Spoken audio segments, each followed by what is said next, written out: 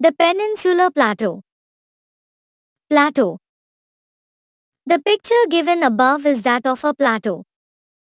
As it can be seen, a plateau is a piece of land that is elevated and flat. It is also known as a tableland. There are two ways in which plateaus can form. First, they can form when mountains wear down, and second, when lava gets deposited in an area and cools down. Plateaus have irregular edges and abrupt, steep cliffs. They are also rich in minerals. Any river flowing through a plateau, when falls off its cliff, falls with great force. For this reason, plateaus are ideal for the generation of hydroelectricity. Plateaus in India. Most of the southern part of India is a plateau and is known as the Southern Plateau or the Peninsular Plateau. A peninsula is a piece of land that is surrounded by water on three sides and land on one side. It is shaped like an inverted triangle and extends from the Aravalli Hills in the northwest to the Rajmahal Hills in the east. In the south, it extends till the Eastern Ghats. From the north to south, it is 1,600 kilometers long, and from the east to west, it covers 1,400 kilometers. It is 150 to 900 m above sea level and comprises of many smaller plateaus. The southern plateau is drained by the Narmada River, which divides it into the Deccan Plateau and the Central Highlands. The Deccan Plateau. The largest plateau in India, the Deccan Plateau, lies towards the south of the Narmada River. It stretches between the Narmada River and the southernmost tip of Indian mainland. The Satpura Range, the Michael Range and the Mahadev Hills form its northern border, Western Ghats form its western border, and the Eastern Ghats form its eastern border. The Western Ghats are higher than the Eastern Ghats. In fact, as one goes southwards, their height keeps increasing.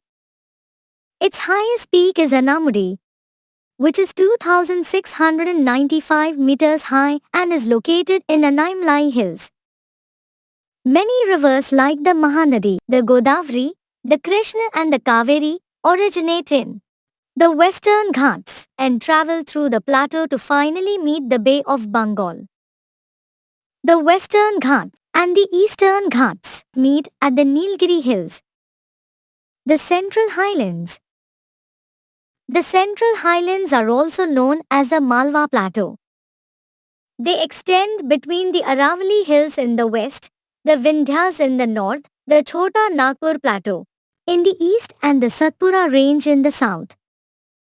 These highlands are smaller in height than the Deccan Plateau, with their elevation ranging from 700 to 1,000 meters.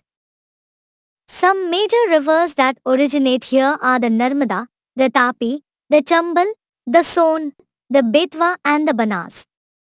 The Narmada and the Tapi drain into the Arabian Sea, while the Chambal, the Son, the Betwa and the Banas are the tributaries of the major rivers.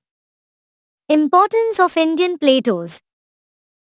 The Deccan Plateau and the Central Highlands are very important for India. Here are the reasons. Many important crops like coffee, cardamom, pepper and tea are grown on the slopes of the Nilgiri Hills. Many minerals like coal, manganese, iron, bauxite and mica are mined in the Chota Nagpur Plateau. The Western Ghats are covered with dense forests. These forests are home to several species of plants and animals. In fact, they have been declared a World Heritage Site. The Indian plateaus are covered with black soil which supports the growth of sugarcane, rice, cotton, groundnut and oilseeds. Because of the steep cliffs, these regions are ideal for the generation of hydroelectricity. Many dams like the Damodar Valley Corporation and the Nagarjun Sagar Dam have been built here. People in Peninsular Plateau. This region is not as populated as Northern Plain region. Plateaus like Malwa and Chota Nagpur plateaus are covered with dense forests. Tribal communities like Bhils, Bastar, Gonds are living peacefully with nature.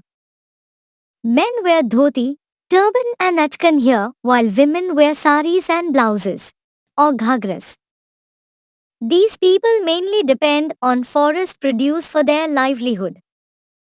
Many people are also working in mining industries there. Minerals such as copper, aluminium, iron etc. are available in large quantity here.